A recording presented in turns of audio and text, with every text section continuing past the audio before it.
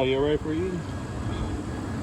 I don't even know why I'm asking if y'all are ready to eat, because I know y'all are ready to eat. I know if you're asking about lunch and Aiden's over here, that means I know y'all about to start fucking rolling through the neighborhood, killing all the dogs and eating them. You're getting it down in the middle. Yeah, it's getting real nice. Like, This is the prime. yeah, this isn't bad right here.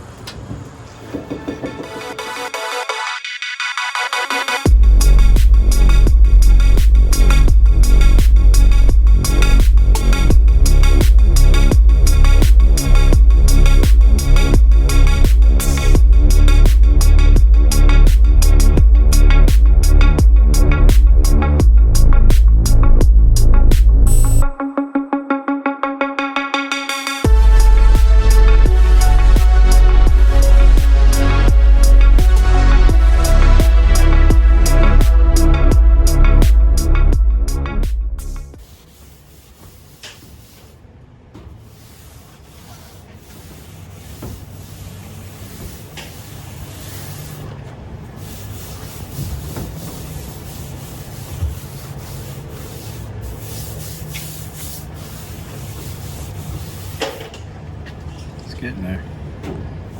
You can see a big difference here. When you start looking at it from the top, you can really see, you know, this is your bare metal, obviously this silver here.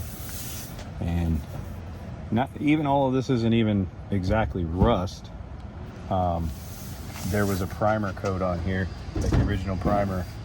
And it just, because this is a Florida car, it just, the paint faded and then it just baked everything on there. So that primer that's on there and the paint that was on there, I mean, we're just having to grind through all of it because it's so baked on, it's hardened, and it's mixed with the actual oxidation that's on top of it. So it's just a lot of work to get it down to this nice flat smooth surface.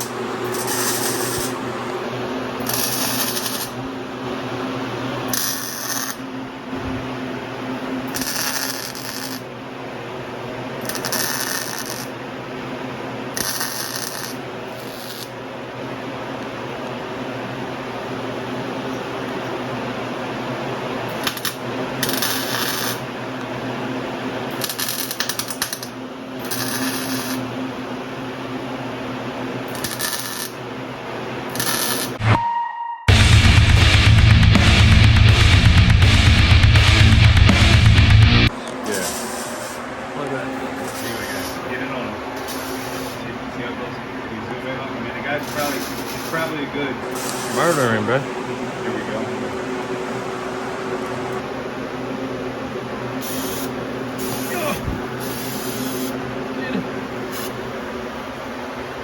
He's in there. He's dead.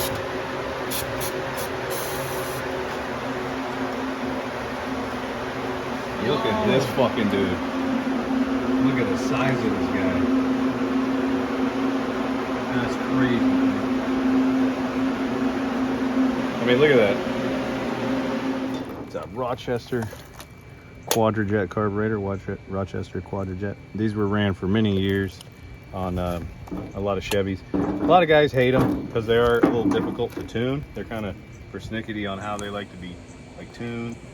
And so a lot of guys prefer to just slap on a Holly or an Edelbrock or something where it's just kind of plug and play, a lot less finicky. But these bad boys were designed by some phenomenal engineers, especially this one for Cadillac. It has some different valving and stuff in it that like an assist for altitude adjustment and things like that, which is just fucking cool. So we're just cleaning it up today. It's kind of gunky and gross. Got it off, need to clean it up. Got some, definitely have some floats sticking in here because she just, as soon as you get some fuel in her, once you start feeding her fuel, it just starts pouring out. It just bubbling over. So obviously we got a stuck float, but might as well, hasn't been rebuilt in years, so we might as well go ahead and do that while we're here. So we'll clean her up and rebuild her.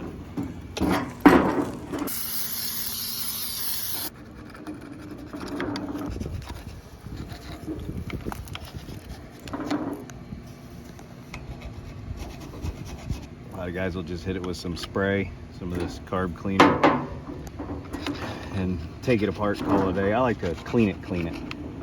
The more you clean it now, the less shit you have to deal with later.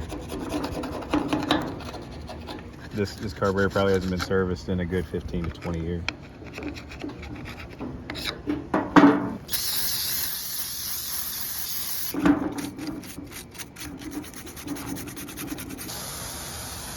So when you clean in a carb, I don't care if it's a motorcycle carburetor, lawnmower carburetor, car, truck, I don't care. Buy about 5 or 6 of these bad boys. You're gonna need them. You're gonna clean the hell out of this thing. That's the whole point. You want it as spotless and perfect as you can get it. If you're gonna be in here, if you're gonna make it nice, you might as well make it nice. Make it look good. Clean it up while you're in here and just make it nice. Let's say you're not the most mechanically minded, so you can take it apart and put it back together.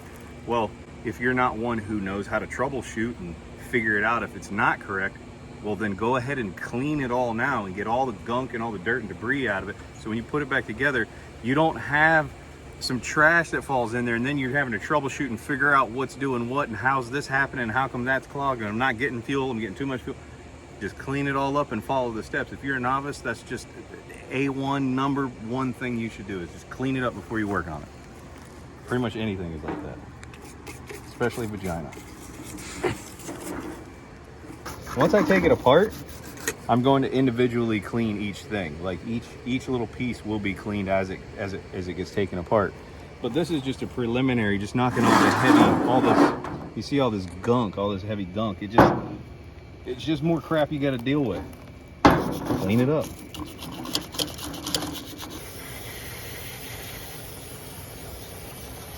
All right.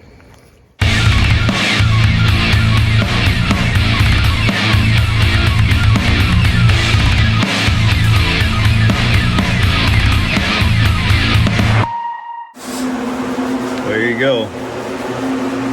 You can see all that crustiness. I took the base plate off, and it's not too bad. But you can see that here, it's just all crusty, just all grody. It's just no good. So, yep, we'll get her all cleaned up, taken care of.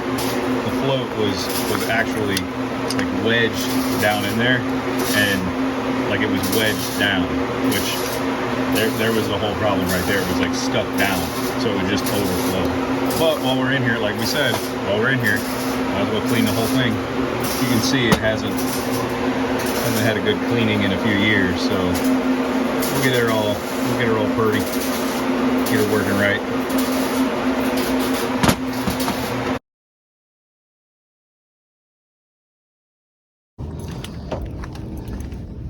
Yeah, I'm out here in my board shorts and flip-flops and a tank top because that's how we do it in Florida. All right, so we are all rebuilt, all cleaned up. See how nice and clean it is. It's fully installed. But what we're doing is, this is the first fire. So as you can see, you know, pretty low. You can tell I haven't cranked it over once. So there's absolutely nothing in the bowl. I got the sweet fuel cell. All right, let's see how she does. All right, there she is.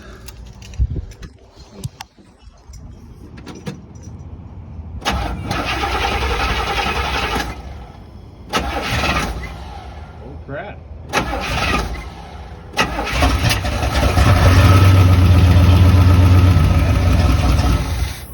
All right, well, she fired. Obviously we got a tuner now. So there we go. First fire. Nice.